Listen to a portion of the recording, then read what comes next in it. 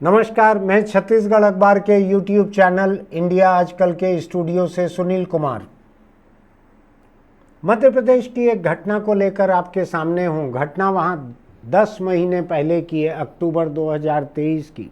कटनी बड़ा स्टेशन है मध्य प्रदेश का, वहां पर जीआरपी कहते हैं, गवर्नमेंट रेलवे पुलिस रहती है जो रेलवे स्टेशन की देखभाल करती है, रेलवे संपत्ति की देखभाल करती है। वहाँ एक महिला टीआई थानेदार महिला तैनात थी वहाँ पे। उनको किसी एक व्यक्ति की तलाश थी जिसके खिलाफ कई मामले दर्ज थे, तो वो नहीं मिल रहा था उनको कई दिन से। तो उसकी माँ और उसके बेटे 2 लोगों को बुला लिया गया थाने पे। पुलिस जाके उनको ले आई कि चलो टीआई साहब, टीआई मैडम बात करेंगी और छुट्टी दे देंगे ऐसा। तो 55 साल की माँ और नाबालिग पोता उसका, जिसको ढूंढ रहे थे, उसकी माँ और उसका बेटा, दलित परिवार, ध्यान रखिएगा, कटनी का, लेके आए। उसके बाद महिला टीआई ने लाठी लेकर इस महिला को खूब पीटा, इस बच्चे को खूब पीटा। नाबालिग है इसलिए बच्चा कह रहा हूं मैं उसको। खूब पीटा दोनों को। उसके बाद कुर्सी पे बैठी और 4-5 और पुलिस वालों से खूब पिटवाया, इन दोनों को खूब पिटवाया। उसके वीडियो सामने आए अभी 10 महीने बाद। इस पिटाई के, भयानक पिटाई थी।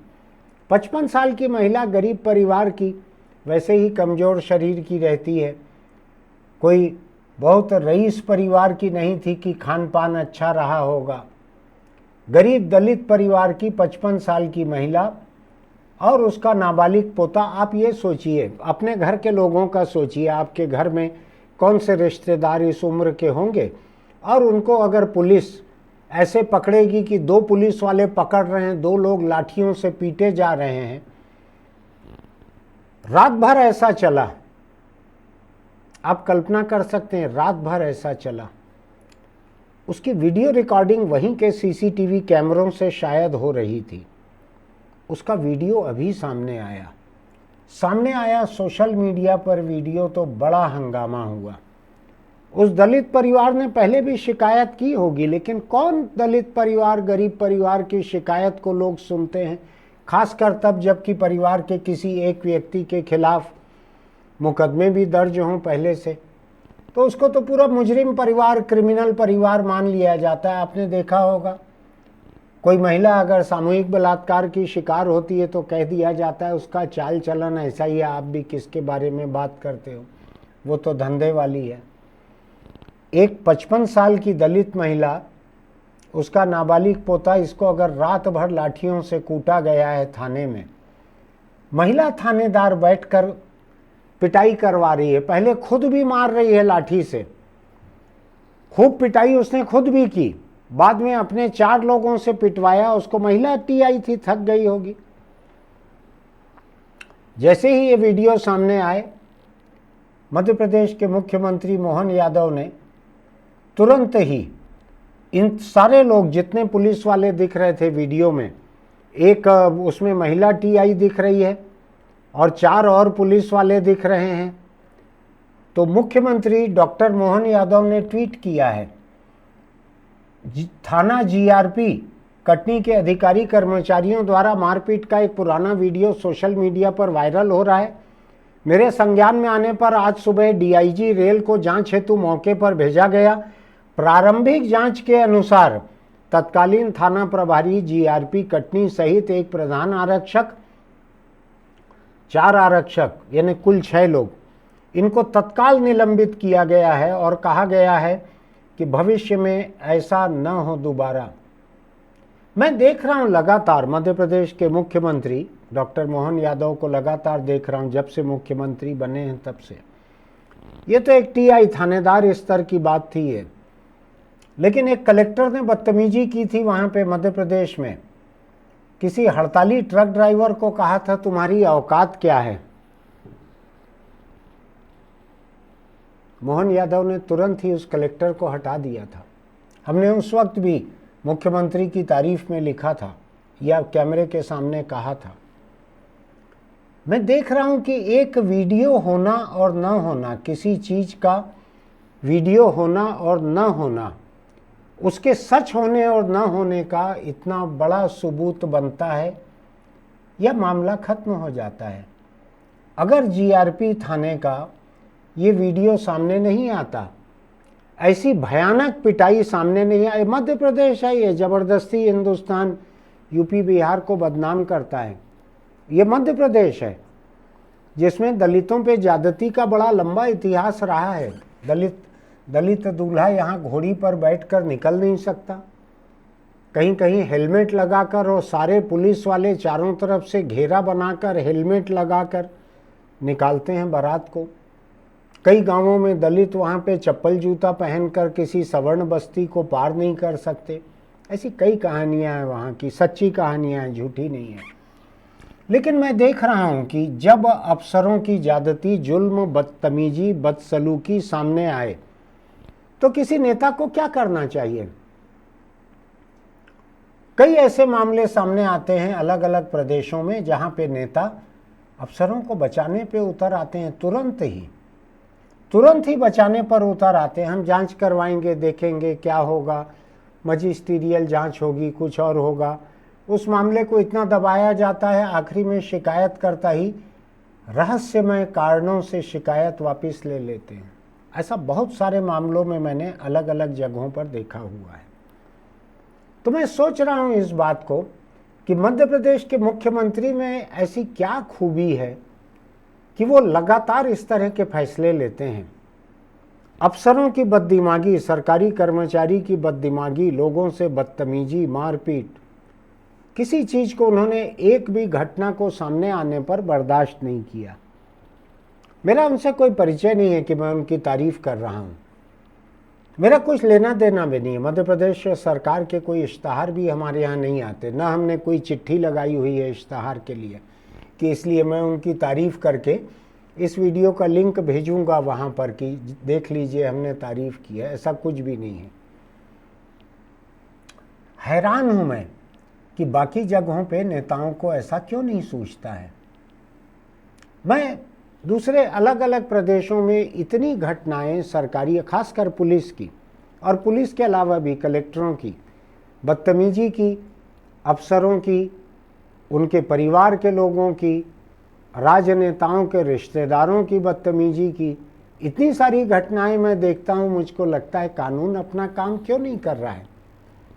और ये लोग जो हैं ताकत वाले, चाहे वो एक कांस्टेबल हो, चाहे कलेक्टर हो, चाहे एसपी हो, चाहे मंत्री के भाई हो, जेठ हो, ये लोग अपनी ताकत का इश्तहार करने में, नुमाइश करने में उसकी एकदम हाइपर एक्टिव हो जाते हैं, अति सक्रिय हो जाते हैं कि ताकत दिखाए बिना दुनिया को पता कैसे लगेगा कि हमारे हाथ में ताकत है।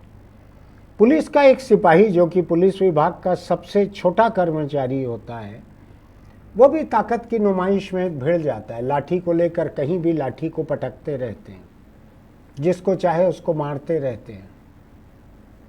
क्या किया जाना चाहिए आप बतलाइए मुझको। क्या अपने हिंसक, भ्रष्ट, बदतमीज, बदसलूक अफसरों को, कर्मचारियों को बर्दाश्त किया जाए या उस पर कार्रवाई की जाए। मैं ये नहीं कहता कि मध्य प्रदेश के मुख्यमंत्री मोहन यादव 100% लोगों पे कार्रवाई करते होंगे, लेकिन जब उजागर हो जाता है मामला, उसके वीडियो, उसके सबूत सोशल मीडिया पर आ जाते हैं, तो उन्होंने छोड़ा हो किसी को मुझको याद नहीं पड़ता।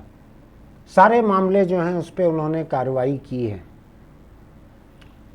पिछली सरकार जो है वहाँ की, जो भाजपा की थी, उसमें आपको ध्यान होगा इंदौर में वहाँ के एक सबसे बड़े नेता कैलाश विजयवर्गीय, उनका बेटा शायद विधायक था वहाँ से, वो क्रिकेट का बैट लेकर म्युनिसिपल के अफसरों को मारे जा रहा था, खुली सड़क पर सबके बीच में मारे जा रहा था क्रिकेट का बैट लेकर। बाद में शायद सरकार बीजेपी की थी लगातार, तो वो अफसर जो है बैट से मारने वाले नेताजी को पहचान नहीं पाया, अदालत में ऐसा कुछ हुआ था। लेकिन मैं एक बात आपको बतला सकता हूं, नेता कई मामलों में नाहक बदनाम होते हैं। कि मंत्री भ्रष्ट थे, विधायक जो हैं बदतमीज़ थे, जनता का काम नहीं करते थे, सांसद जो हैं मिलते नहीं थे लोगों से, टेलीफोन नहीं उठाते थे, इसलिए वो चुनाव हार गए। ऐसा कई बार सुनने मिलता है। कहीं कहीं ये भी सुनने मिलता है कि पूरी की पूरी सरकार हार गई, जैसा छत्तीसगढ़ में पिछली कांग्रेस की मुख्यमंत्री भूपेश बघेल की सरकार, पूरी की पूरी सरकार हार गई थी, चली गई सत्ता से। क्यों होता है ऐसा, कभी सोचा है आपने? मेरा अंदाज ये है कि पुलिस जो कि सरकार का सबसे विजिबल चेहरा रहता है, सबसे सामने दिखने वाला चेहरा रहता है, वर्दी में रहता है, यूनिफॉर्म में रहता है, ताकत उसके हाथ में ज़्यादा रहती है। किसी को पकड़ कर ले जाकर बंद कर सकते हैं, बाद में आप वकील करके अदालत जाकर छूट जाएं। तो ये ताकत किसी और विभाग में नहीं रहती है। यही ताकत बददिमाग बनाती है, यही ताकत सत्ता के हाथों में पुलिस को पहले एक औजार बनाती है, फिर एक हथियार बना देती है। ऐसी रहती है पुलिस। तो पुलिस की ताकत के भरोसे सत्ता कई किस्म की गुंडागर्दी करती है, कई किस्म का जुर्म करती है, कई किस्म के संगठित अपराध करती है, और निर्वाचित नेता और पुलिस बहुत सी जगहों पर भागीदारी में आ जाते हैं। मिलजुल कर हिस्सा बांटा तय हो जाता होगा, मिलजुल कर करप्शन करते हैं। आपने देखा होगा छत्तीसगढ़ में जो पिछली कांग्रेस सरकार थी, उस समय जो महादेव सट्टा ऐप सामने आया, जिसमें दसियों हजार करोड़ रुपए का अंदाज है कि उतना पैसा लोगों से लूटा गया सट्टेबाजी के नाम पर। उस मामले में क्या हुआ?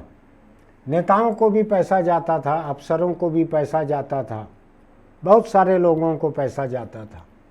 मैं भी एक टीवी चैनल पर महादेव सट्टा के कार्यक्रम को देख रहा था, समाचार चैनल था। उसमें एक आईपीएस से पूछा गया कि इसमें तो महादेव सट्टा का पैसा जो है वो तो कई पुलिस अफसरों तक, आईपीएस तक भी पहुंचा है, क्या है वो? तो जो भी उनको घुमा फिरा के गोल मोल जवाब देना था अफसर ने दिया। मुझको ठीक से याद नहीं है कि उनका खुद का नाम भी उसमें था कि नहीं, पैसा पाने वाले लोगों में शायद था, नेताओं का भी नाम था। तो इन दोनों की मिलीजुली मेहरबानी से यहाँ पर ये चल रहा था।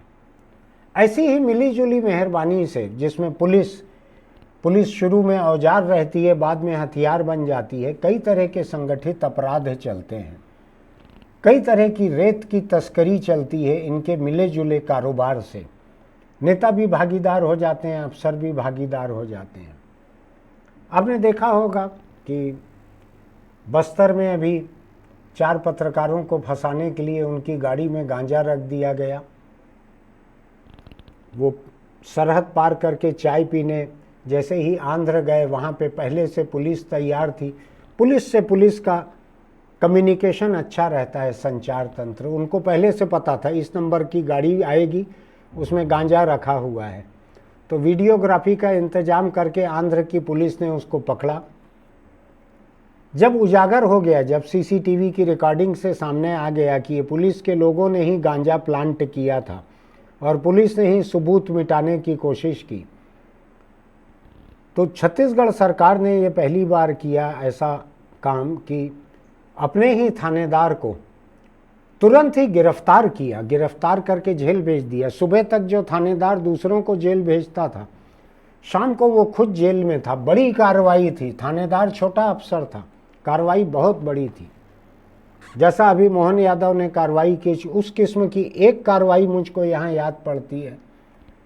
पत्रकारों का दबाव भी था, चारों तरफ से खबरें आ रही थी, लेकिन अगर आपने ध्यान दिया होगा तो जिस ग्रुप में ये चर्चा चल रही थी ये थानेदार की, उसमें थानेदार ने उस ग्रुप में लिखा था, नेताजी को खबर कर देना। जाहिर है कोई न कोई नेता उसमें भागीदार था थानेदार के साथ। और आंध्र से जो रेत तस्कर जो थे, जो बस्तर में रेत निकाल कर आंध्र ले जाकर बेचते थे गैरकानूनी तरीके से, वो तो थे ही। तो ये सोचने की ज़रूरत है कि पुलिस का कैसा कैसा इस्तेमाल होता है। ये किसी नेता ने कहा होगा पुलिस को, या किसी बड़े अफसर ने कहा होगा, या किसी बड़े रेत तस्कर ने कुछ पैसा दिया होगा कि ये पत्रकार बहुत नेतागिरी दिखा रहे हैं, बहुत होशियारी दिखा रहे हैं, जरा इनको नार्को एक्ट में फंसाया जाए, गांजा रखो इनके गाड़ी में। मुझको ये भी समझ नहीं आया कि उनको ये कैसे पता था आंध्र पुलिस को कि ये सवेरे चाय नाश्ते के लिए आंध्र आएंगे, कैसे पता था? कुछ लोगों का कहना है कि पत्रकारों के बीच किसी ने ये सलाह दी थी कि चलो उधर चलते हैं चाय नाश्ते के लिए। मुझको नहीं मालूम है, पुलिस ने सलाह दी थी, पत्रकार ने दी थी, लेकिन मैं इस बात पर आ रहा हूँ कुल मिलाकर कि सत्ता से जुड़े हुए अफसर अगर इस तरह की गुंडागर्दी करते हैं, हिंसा करते हैं, जुर्म करते हैं, उनके ऊपर ऐसी ही कड़ी कार्रवाई होनी चाहिए। छत्तीसगढ़ की सरकार ने बस्तर के अपने एक थानेदार को गिरफ्तार करके जेल भेज दिया। सुबह से शाम तक का ये डेवलपमेंट है। अच्छा किया, बड़ी कार्रवाई की थी। मध्य प्रदेश में मुख्यमंत्री मोहन यादव नियमित रूप से ऐसी कार्रवाई करते हैं। जहां जिसकी गुंडागर्दी सामने आती है उसका यही हश्र करते हैं।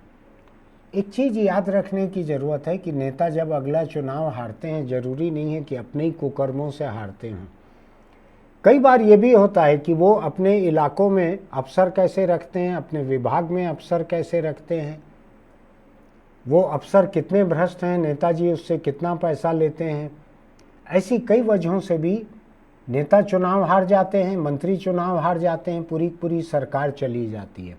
आपने देखा है 8 महीने 9 महीने पहले के विधानसभा चुनाव में भूपेश बघेल की सरकार कैसे गई। पूरे सरकार के कार्यकाल में आपने देखा था कि किस तरह से नेता, अफसर, ठेकेदार, इन तीनों का एक बरमूडा ट्रायंगल बना था।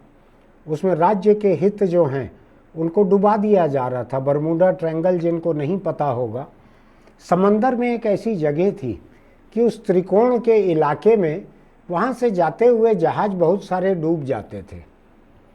तो ऐसी चर्चा थी कि वो बरमूडा ट्रायंगल है, वहाँ से जो गुजरे वो डूब जाते हैं। तो ऐसा यहाँ नेता, अफसर, ठेकेदार का एक बरमूडा ट्रायंगल मैंने देखा हुआ है। मैं इस कटनी के थाने की हिंसा के बारे में क्या कहूँ, मैं इसकी तस्वीरें देखता हूँ, बहुत खराब लगता है मुझको कि जब वर्दी के लोग, जिनके ऊपर जिम्मा है कानून को लागू करने का, लोगों को बचाने का, बिना वजह के, आप समझ लीजिए कि 55 साल की उस दलित महिला का बेटा मैं बहस के लिए मान लेता हूं कि मुजरिम है, और उसका नाबालिग बेटा मैं मान लेता हूं कि उसका बाप मुजरिम है, लेकिन पुलिस को क्या हक बनता है कि एक बूढ़ी महिला, एक नाबालिग लड़के, इनको इस तरह से हिंसक तरीके से पीटे। ऐसा कई जगह होता है। और मैं आपको एक बात बतला सकता हूँ, नेता अपने स्वार्थ में, अपनी सरकार की छवि को बचाने के लिए, अफसरों से पैसा खाया हुआ है इसलिए उनको बचाने के लिए, जहाँ जहाँ अपने अफसर कर्मचारी की नाजायज बातों का बचाव करते हैं वो नेता निपट जाते हैं, पार्टी निपट जाती है, सरकार निपट जाती है। ध्यान रखिएगा इस बात को, ध्यान रखिएगा इस बात को। मध्य प्रदेश में भाजपा की सरकार कुछ साल पहले निपट ही गई थी, कुछ साल पहले निपट गई थी। कमलनाथ आ गए थे सत्ता में, ये एक अलग बात है कि उनकी पार्टी में, कमलनाथ की पार्टी में, एक को क्या था गाना, मैं ठीक से याद नहीं है, प्राइमरी स्कूल में या मिडिल स्कूल में पढ़ा था हमने, बुंदेले हर बोलों के मुंह हमने सुनी कहानी थी, खूब लड़ी मर्दानी वो तो झांसी वाली रानी थी। इसके बाद की कोई एक लाइन थी, कोई एक राज परिवार को लेके गद्दार वद्दार ऐसा था। सुभद्रा कुमारी चौहान की लिखी हुई है शायद कविता, कुछ था ना ऐसा, किसी एक परिवार को लेकर गद्दार, अंग्रेज़ों से मिलकर उन्होंने गद्दारी की, उसमें रानी झांसी मारी गई थी, याद है ना आपको? वही परिवार, उसने कांग्रेस की सरकार, कमलनाथ पार्टी, सबको उसके साथ गद्दारी की और कांग्रेस की सरकार चली गई थी मध्य प्रदेश में। लेकिन ये याद रखने की ज़रूरत है कि एक राज परिवार की, एक नेता की, उसके समर्थकों की गद्दारी को खरीद कर आपने कांग्रेस की सरकार पलटा तो दी थी, लेकिन 10-15 साल की शिवराज सिंह चौहान की भाजपा की सरकार निपट तो गई थी चुनाव में, विधानसभा चुनाव में निपट तो गई थी। और अगर मुझको ठीक से याद पड़ता है तो इंदौर का जो बल्ला कांड मैं बतला रहा हूँ, कैलाश विजयवर्गीय के बेटे का बल्ला घुमाते हुए जो वीडियो आया था, अफसर को पीटते हुए जो वीडियो आया था, शायद उसके बाद हारी थी सरकार चुनाव, उसके बाद बीजेपी चुनाव हारी थी।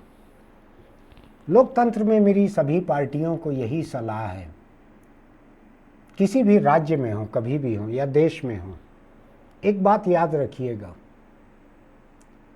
मुजरिमों से आपका बर्दाश्त तो हो सकता है, आपकी सहन शक्ति हो जाती है राजनीति में रहते रहते मुजरिमों के लिए। पुलिस जो है उसका तो काम ही मुजरिमों के साथ रहता है, वो कई बार मुजरिम जैसा काम करती है, बर्ताव करती है, कई बार वर्दीधारी गुंडा रहती ही है, कई बार अपने इलाके के हर किस्म के जुर्म में पुलिस की भागीदारी रहती है, चाहे वो अवैध रेत खुदाई हो, अवैध शराब हो, जुआ सट्टा हो। ये माना जाता है कि किसी थाने की बोली जो लगती है वो इसी आधार पे लगती है कि वहाँ पे जुर्म कितने हैं, इसी आधार पे लगती है। लेकिन मैं याद दिलाना चाहता हूँ नेताओं को, खासकर नेताओं को, अफसरों का कुछ नहीं होता। आप 5 साल किसी अफसर को कहीं अच्छी जगह पोस्ट मत कीजिए, 6वें साल कोई सरकार आएगी फिर आ जाएंगे, या 2-3 साल में रिश्वत देकर वो आ जाएंगे कहीं पर।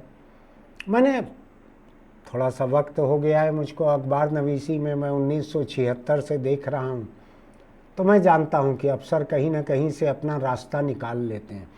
अफसर और पहाड़ी नदी का पानी, ये दोनों रास्ता निकाल लेते हैं कहीं ना कहीं से। मैंने देखा हुआ है पिछली सरकार को जिन अफसरों से नफरत थी, एक वक्त के बाद उनकी आंखों के तारे हो गए थे वो अफसर, आंखों के तारे, हिट लिस्ट पे जो थे वो आंखों के तारे हो गए थे। ऐसा कई तरह का काम चलता है। जिस प्रदेश में जब जिस पार्टी की सरकार है उनको याद रखना चाहिए, आप तो भ्रष्ट और दुष्ट अफसरों से अपनी नफरत को कभी भी कम कर सकते हो, उनको कोई कुर्सी बेच सकते हो, जनता सब देखती है। एक किसी फिल्म का डायलॉग था, ये तो पब्लिक है, ये सब जानती है। तमाम नेताओं को याद रखना चाहिए, वो सत्ता में हो, विपक्ष में हो, देश में हो, प्रदेश में हो, उनको याद रखना चाहिए कि लोग निपटा देते हैं, लोगों की नज़र में आपका जुर्म छुपता नहीं है, और आपके अफसर, आपका अमला अगर हिंसक हो जाते हैं कहीं ना कहीं से, 10 महीने बाद ये वीडियो निकल कर सामने आया है, सरकार के लिए बड़ी शर्मिंदगी का। 10 महीने पहले मोहन यादव शायद मुख्यमंत्री नहीं बने थे मध्य प्रदेश की, अक्टूबर के समय का है, वो दिसंबर में बने थे, लेकिन सरकार की शर्मिंदगी थी। उस वक्त किसकी सरकार थी? शायद बीजेपी की ही सरकार थी उस वक्त भी, तो पार्टी की शर्मिंदगी और बदनामी तो हो ही रही है। लेकिन मैं फिर भी मानता हूँ कि नेताओं को डॉक्टर मोहन यादव जैसा रहना चाहिए। पहली शिकायत के सबूत सामने आए और एक कड़ी कार्रवाई करनी चाहिए।